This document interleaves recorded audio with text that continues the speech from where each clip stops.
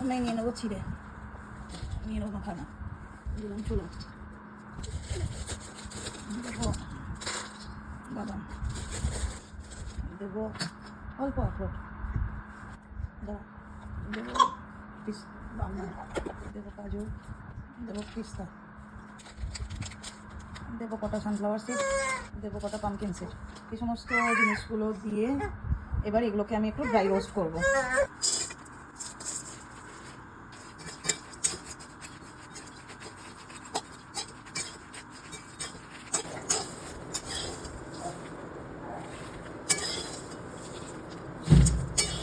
এগুলোকে dry roast করলাম, মোটামুটি একটু গোল্ডেন গোল্ডেন হওয়া অবধি করতে হবে। আর মাখানাগুলো একটা যে কোনো তুলে কিছুতে দেখতে হবে যে একটু ক্রিসপি টাইপ হয়ে গেছে, মানে ভেঙে ভেঙে যাচ্ছে কিনা, তাহলেই মোটামুটি রান্না। আমি যেহেতু একা একা করছি, নাড়াতে নাড়াতে এতে দেখতে পাচ্ছি না, এটা একটু প্রবলেম।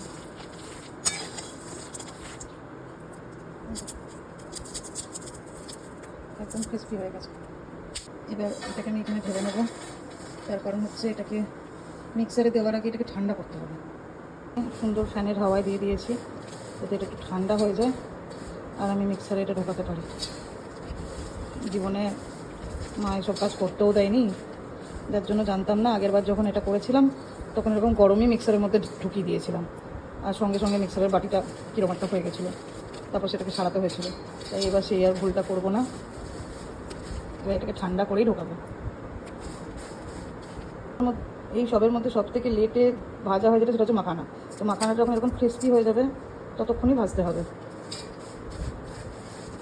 এটা টেম্পারেচারটা নর্মাল হয়ে গেলে আমি তখন এটা গ্রাইন্ডারে দিয়ে তারপরে বাকি প্রসেসটা দেখাচ্ছি।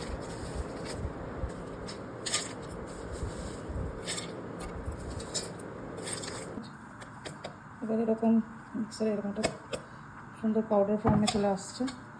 এই পাউডার ফর্মটা কোনো একটা ছাঁকনি দিয়ে ছেঁকে নিতে হবে, যাতে যদি কোনো মোটা পার্টিকেলস থাকে সেটা যাতে ছেঁকে যায়। কেননা 6 মাস বা 7 মাসের বাচ্চা, 8 মাসের বাচ্চা হঠাৎ করে দুধের সাথে মিক্স করা খাবারে যদি পার্টিকেলস থাকে হয়তো গলায় আটকে যেতে পারে বা বেঁধে যেতে পারে। আর এটা খাওয়ানোর নিয়ম হচ্ছে, ডাক্তার আমাকে যেটা বলেছিল যে প্রত্যেকবার ফর্মুলা খাওয়ার সময় ওকে 1 চামচ করে এটা ফর্মুলা মিশিয়ে দিতে। কিন্তু ও দিনে 5-6 বার ফর্মুলা খায়, যেটা বোতলে খায়। তো বোতলে এটা মেশালে বোতল থেকে বেরোয় না। আর বাটি চামচেও এতবার খায় না, বাটি চামচও গোটা দিনে 3 বার খায়। একবার সলিড খায় আর একবার 2 বার সলিড খায়, একবার এটা খায়। তো তার জন্য ওকে আমি যখন সকালবেলা ব্রেকফাস্ট করে, মানে ব্রেকফাস্টে এই সেরেলাকটা দিই, 2 চামচ ফর্মুলা দিই, তার সাথে 60 ml জল দিই, আর তার সাথে 2 চামচ এটা দিই এবং এটার সাথে কোনো একটা ফল দিই। আর এভাবে ওকে খাওয়াচ্ছি, ও সহ্যও হয়ে যায়। এবার অনেকে বলবে যে ডাক্তাররা মানা করে নাটস দিতে, হ্যান দিতে, ট্যান দিতে, কিন্তু প্রত্যেকটা ডাক্তারই আলাদা আলাদা ওপিনিয়ন রাখে। আমার মেয়ের ডাক্তার আমাকে এটা দিতে বলেছে এবং আমার মেয়ে সুন্দরভাবে শুটও করে গেছে, যার জন্য আমি এটা দিচ্ছি ডাক্তারের পরামর্শ নিয়েই। আর যাদের মনে হবে এটা ট্রাই করবে তারা অবশ্যই তাদের বাচ্চার ডাক্তারকে একবার জিজ্ঞাসা করবে তারা অ্যালাউ করছে কিনা, তারপরেই দেবে। আর দিলেও প্রথমে 1/2 চামচ ট্রাই করবে। 1/2 চামচ দিয়ে যদি দেখো বাচ্চার কোনো অসুবিধা হচ্ছে না, শ্যুট করছে, তখন সেটা গ্র্যাজুয়ালি 1 চামচ, 1.5 চামচ এবং এভাবে 2 চামচে নিয়ে যাবে।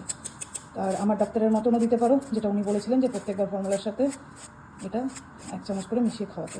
এবার এটাকে কোনো রান্না করতে হয় না, গরম জলে যেভাবে ফর্মুলাগুলি তার মধ্যেই দিয়ে দিতে হয়, যেহেতু এটা প্রচণ্ড রকম ড্রাই রোস্ট করা থাকে ভালোভাবে, তাই কোনো কিছুই কাঁচা থাকে না, সবই রোস্টেড। আর এটা আমার মেয়ে যবে থেকে খাচ্ছে ওর সুন্দর কোনো গ্রোথে কোনো প্রবলেম হয়নি, ওর পটিতে কোনো প্রবলেম হয়নি, ওর কোনো পেট খারাপ বা বদহজম হয়নি, যার জন্য এটা আমি কন্টিনিউ করছি। নাহলে ডাক্তারকে জানাতাম এবং সেটা বন্ধ করে দিতাম।